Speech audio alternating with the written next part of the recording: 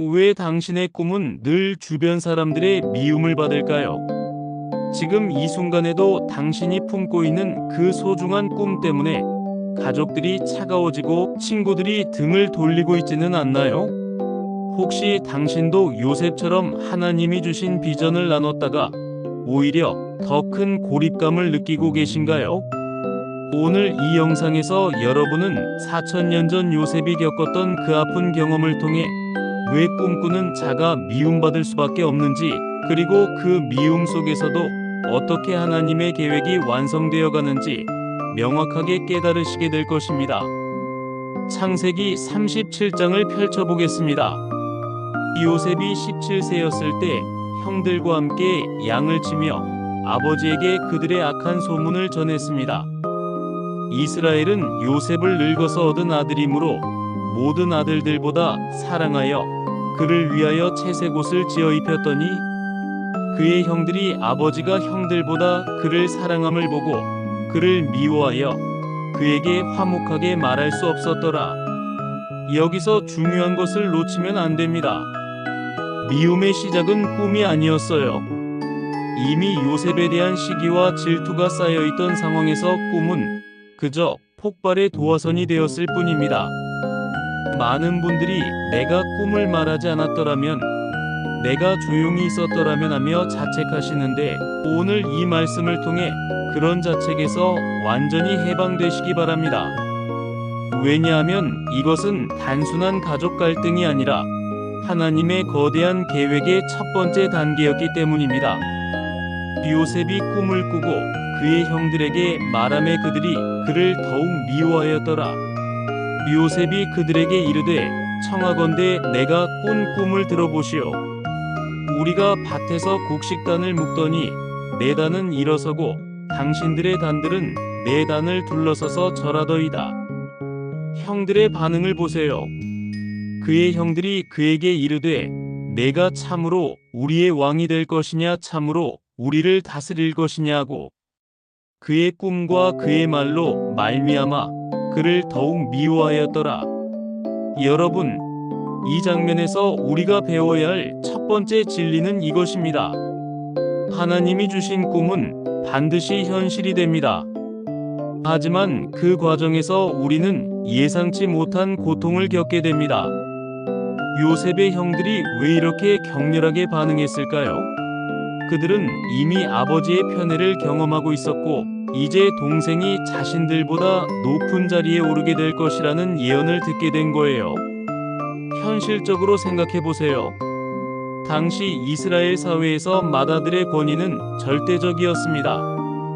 그런데 막내가 형들에게 절받을 것이라고 한다면 이것이 얼마나 충격적인 일이겠어요? 하지만 여기서 우리가 놓치지 말아야 할 것은 요셉이 이 꿈을 자랑하려고 말한 것이 아니라는 점입니다. 성경을 자세히 읽어보면 요셉은 단순하고 순수한 마음으로 자신이 경험한 하나님의 계시를 나눈 것입니다. 많은 분들이 이런 경험을 하셨을 거예요. 하나님께서 주신 비전을 가족들에게, 교회분들에게 나눴는데 오히려 차가운 반응을 받거나 심지어 비판을 받았던 경험 말입니다. 그때 내가 잘못했나? 하며 자책하게 되죠. 하지만 요셉의 이야기를 통해 우리는 확신할 수 있습니다. 하나님이 주신 꿈은 반드시 이루어진다는 것을요. 요셉이 형들에게 말했던 그 꿈, 네 단은 일어서고 당신들의 단들은 네 단을 둘러서서 절하더이다라고 했던 그 꿈이 22년 후에 정확히 이루어졌어요. 기근이 들었을 때 형들이 이집트로 곡식을 사러 왔다가 총리가 된 요셉에게 절하게 되었습니다. 해와 달과 11별이 내게 절하더이다라고 했던 두 번째 꿈도 마찬가지로 이루어졌어요. 야곱과 11형들이 모두 요셉 앞에 절하게 되었습니다. 하나님의 약속은 반드시 이루어집니다. 비록 그 과정에서 우리가 이해할 수 없는 일들이 일어나고 때로는 절망적인 상황에 빠질 수도 있지만 하나님의 계획은 결코 실패하지 않으세요. 여러분이 지금 품고 있는 그 꿈, 하나님이 주신 그 비전이 있다면 절대 포기하지 마세요. 비록 지금은 주변 사람들이 이해해주지 않고 심지어 반대한다 할지라도 하나님의 때가 되면 반드시 이루어질 것입니다. 그런데 여기서 우리가 놓치지 말아야 할 중요한 교훈이 있습니다. 요셉의 형들이 왜 그렇게 극단적인 행동을 했는지 그 뿌리를 알아야 해요. 첫 번째는 아버지의 편애였습니다. 이스라엘은 요셉을 늙어서 얻은 아들이므로 모든 아들들보다 사랑하여 그를 위하여 채색 옷을 지어 입혔더니라고 되어 있어요. 야곱의 편애가 형들의 마음에 상처를 주었고 그 상처가 시기와 질투로 발전한 거예요. 만약 야곱이 모든 아들들을 공평하게 사랑했다면 이런 일이 일어났을까요? 부모님들, 특히 이 영상을 보고 계신 부모님들께 말씀드리고 싶습니다. 자녀들 사이에 차별을 두지 마세요. 한 아이를 더 사랑한다는 것을 다른 아이들이 느끼게 해서는 안 됩니다. 그것이 가정에 얼마나 큰 상처와 갈등을 가져오는지 요셉의 이야기가 보여주고 있어요. 두 번째는 소통의 부족이었습니다. 요셉이 꿈을 이야기할 때 가족들이 그 의미에 대해서 충분히 대화하지 못했어요. 만약 야곱이 가족회의를 열어서 요셉아, 내 꿈이 무슨 뜻인지 함께 생각해보자. 형들아, 너희는 어떻게 생각하느냐라고 했다면 어땠을까요? 대화 부족이 오해를 낳고, 오해가 미움을 낳고, 미움이 극단적인 행동을 낳게 되었습니다. 세 번째는 영적인 분별력의 부족이었습니다. 요셉의 꿈이 하나님에게서 온 것인지 아니면 단순한 자만심에서 나온 것인지 분별하지 못했어요. 우리도 마찬가지예요. 누군가가 하나님의 계시를 받았다고 할 때 그것을 어떻게 분별해야 할까요? 무조건 믿어서도 안 되고 무조건 거부해서도 안 됩니다. 성경과 기도를 통해서 분별해야 해요. 네 번째는 감정 조절의 실패였습니다. 형들이 시기심을 느끼는 것까지는 어쩔 수 없었을지 모르지만 그 감정을 조절하지 못하고 극단적인 행동으로 나아간 것이 문제였어요. 감정은 우리가 선택할 수 없지만 행동은 우리가 선택할 수 있습니다. 시기심이 드는 것은 자연스러운 감정일 수 있지만 그 감정에 휘둘려서 남을 해치는 행동을 하는 것은 잘못된 선택이에요. 지금 이 영상을 보시면서 혹시 누군가에 대해 시기하는 마음이 있으시다면 그 마음을 하나님 앞에 내려놓으시기 바랍니다. 시기는 결국 자신을 해치는 감정이기 때문입니다. 요셉의 형들을 보세요. 그들이 요셉을 해쳤지만 결국 22년 동안 양심의 가책에 시달려야 했어요. 훗날 다시 요셉을 만났을 때 우리가 아우의 괴로워하는 것을 보고도 듣지 아니하였으므로 이 괴로움이 우리에게 임하는도다라고 고백하게 됩니다. 시기는 남을 해치는 것 같지만 결국 자신을 더 많이 해치게 됩니다.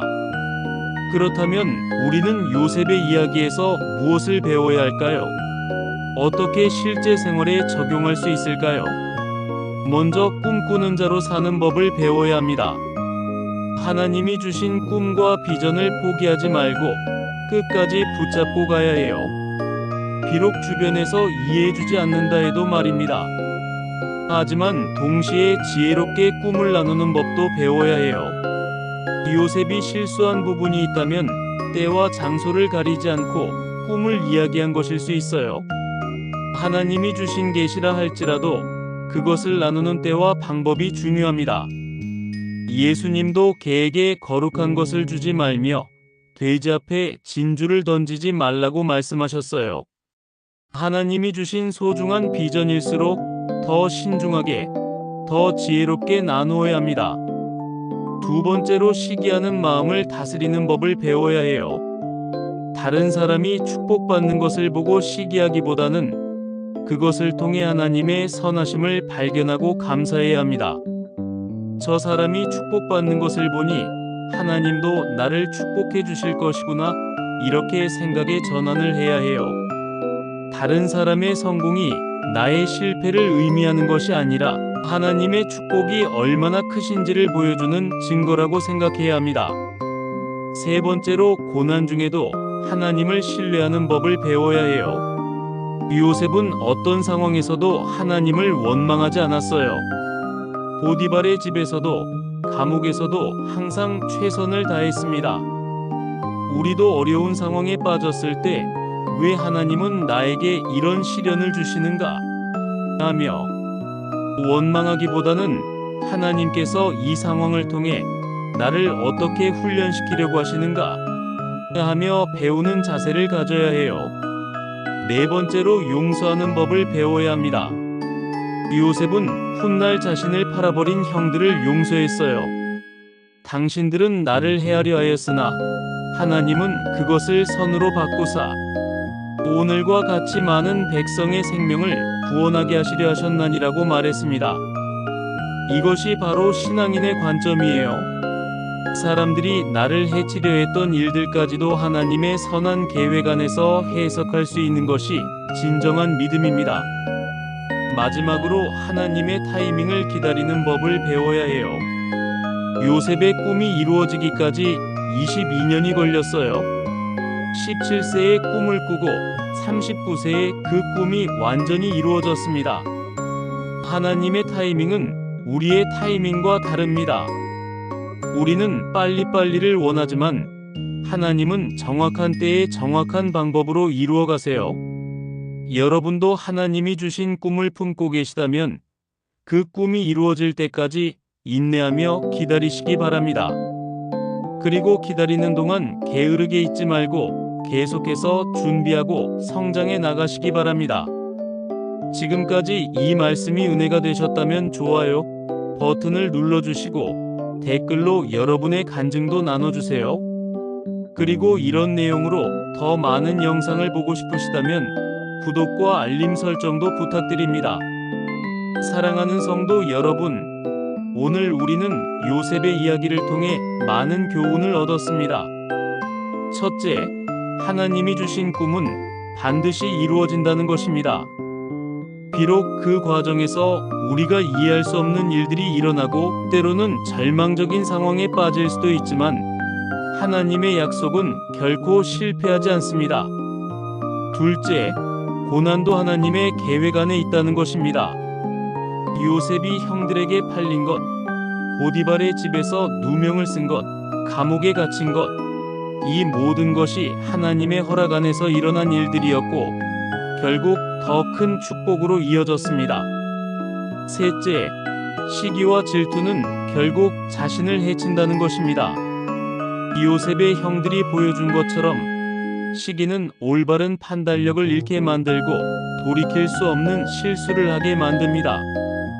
넷째, 용서의 힘이 얼마나 큰지 알 수 있었습니다. 요셉이 형들을 용서했을 때 진정한 화해와 회복이 일어났습니다. 마지막으로 하나님의 타이밍의 완벽함을 배웠습니다. 하나님은 결코 늦지도 이르지도 않으시고 가장 적절한 때에 가장 완벽한 방법으로 일하십니다. 지금 이 영상을 보고 계시는 분들 중에서도 요셉과 같은 상황에 있는 분들이 계실 거예요. 가족들의 오해를 받고 있거나 꿈을 비웃음당하고 있거나 심지어 배신당한 경험이 있으신 분들 말입니다. 그런 분들께 요셉의 하나님이 여러분의 하나님이기도 하다는 것을 말씀드리고 싶습니다. 요셉을 끝까지 지키시고 보호하시며 형통하게 하신 그 하나님이 여러분과도 함께하고 계십니다. 비록 지금은 구덩이 같은 상황에 있을지라도 그 구덩이가 궁전으로 가는 통로가 될 수 있다는 것을 믿으시기 바랍니다.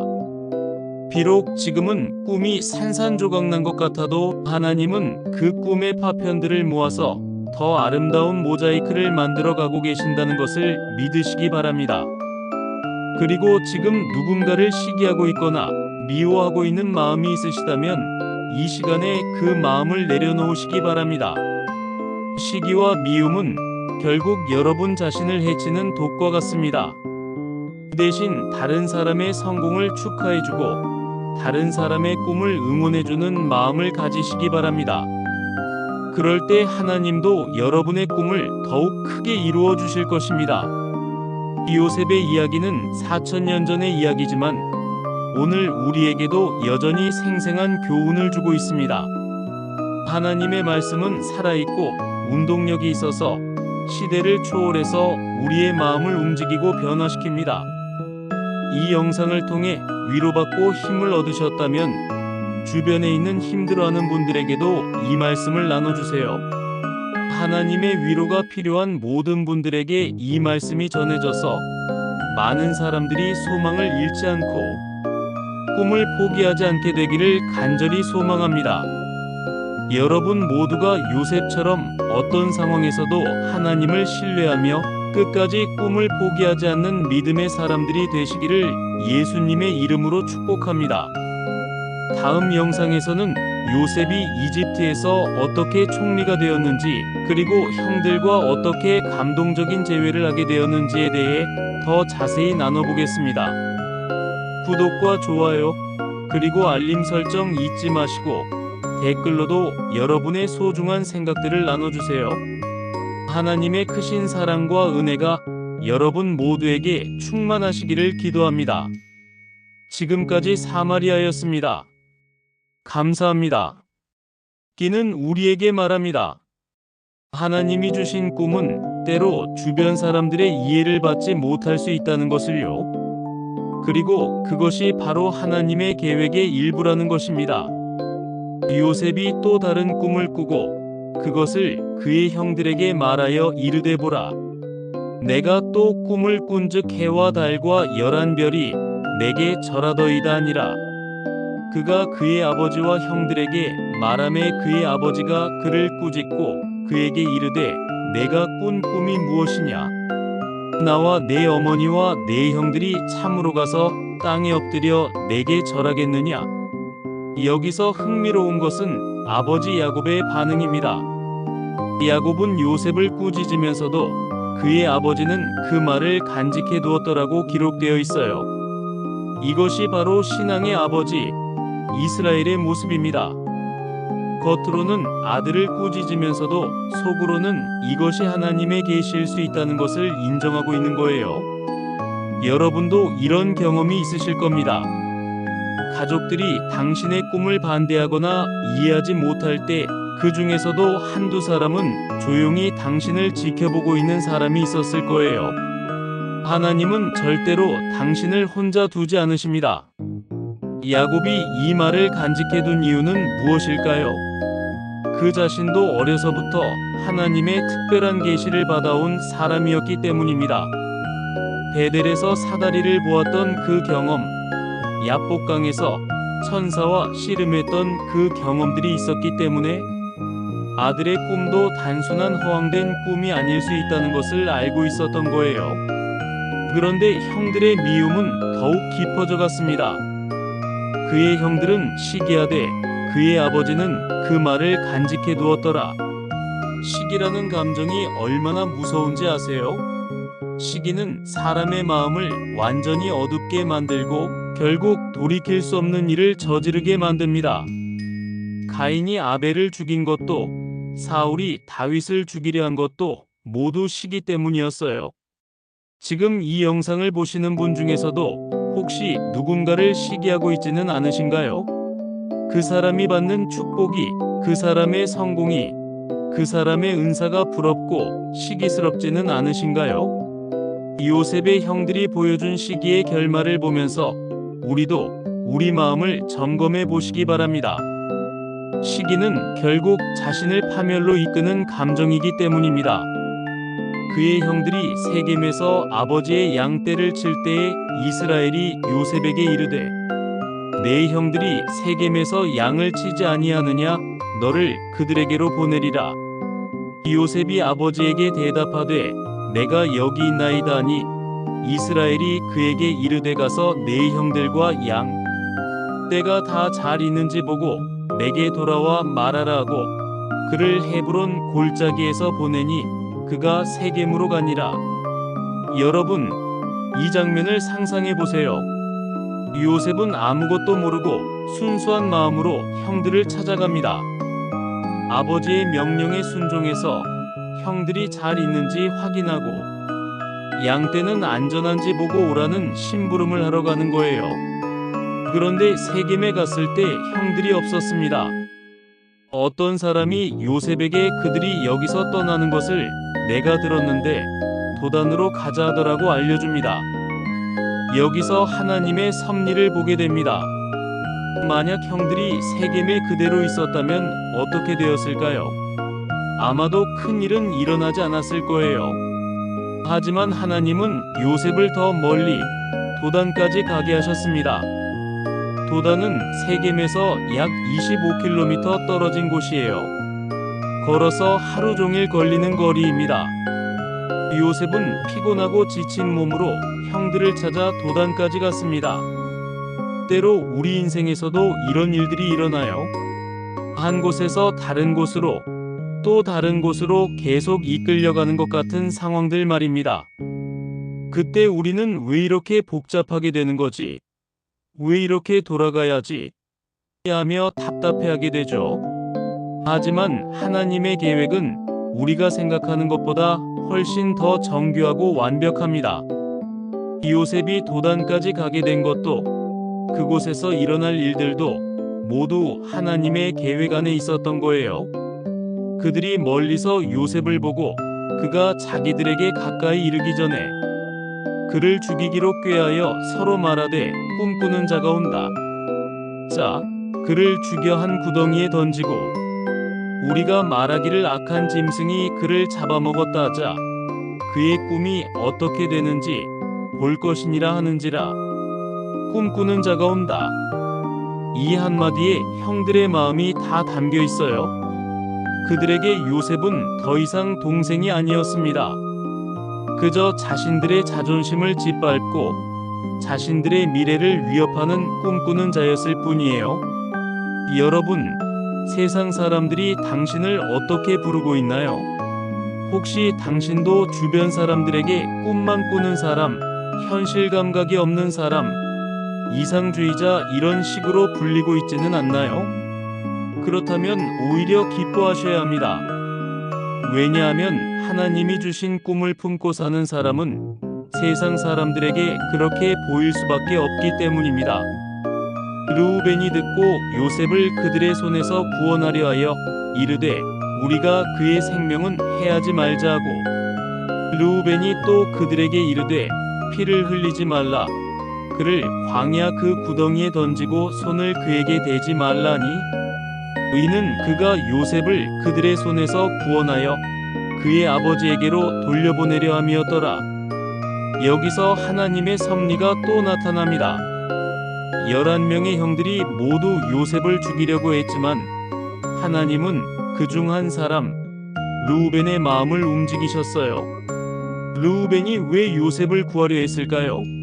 성경에서는 그가 요셉을 그들의 손에서 구원하여 그의 아버지에게로 돌려보내려 함이었더라고 기록하고 있습니다. 르우벤은 맏아들로서의 책임감을 느꼈던 거예요. 하지만 더 깊이 생각해보면 이것은 하나님의 간섭하심입니다. 만약 르우벤이 없었다면 요셉은 그 자리에서 죽었을 거예요. 그러면 이스라엘 민족의 역사가 완전히 달라졌겠죠. 하나님은 때로 우리가 전혀 예상하지 못한 사람을 통해 우리를 보호하시고 도우십니다. 그것도 우리를 반대하는 사람들 중에서 한 사람을 택하셔서 우리를 돕게 하시는 경우가 많아요. 요셉이 그들에게 이르렀을 때에 그의 형들이 요셉의 옷, 곧 그가 입은 채색 옷을 벗기고 그를 잡아 구덩이에 던지니 그 구덩이는 빈 것이요 그 안에 물이 없었더라. 채색 옷을 벗긴다는 것이 단순히 옷을 벗긴 것이 아니에요. 이것은 아버지의 사랑의 증표를 빼앗는 것이고 요셉의 정체성을 박탈하는 상징적인 행위였습니다. 그리고 그들이 요셉을 빈 구덩이에 던져 넣었어요. 물이 없는 마른 구덩이였다고 기록되어 있습니다. 만약 물이 있었다면 요셉은 익사했을 거예요. 하지만 하나님은 그 구덩이까지도 미리 준비해 두셨던 거예요. 여러분, 때로 우리가 인생의 구덩이에 빠졌다고 느낄 때가 있어요. 모든 것이 절망적이고 아무런 희망이 보이지 않을 때가 있습니다. 하지만 그 구덩이도 하나님이 허락하신 구덩이라는 것을 기억하세요. 요셉이 던져진 구덩이는 그를 죽음으로 이끄는 구덩이가 아니라 이집트로 가는 통로였습니다. 우리가 빠진 구덩이도 마찬가지예요. 그것이 끝이 아니라 새로운 시작의 통로일 수 있습니다. 이 영상이 도움이 되고 계신다면 구독 버튼을 누르시고 주변에 힘들어하는 분들께도 이 말씀을 나눠주세요. 하나님의 위로가 필요한 분들에게 큰 힘이 될 것입니다.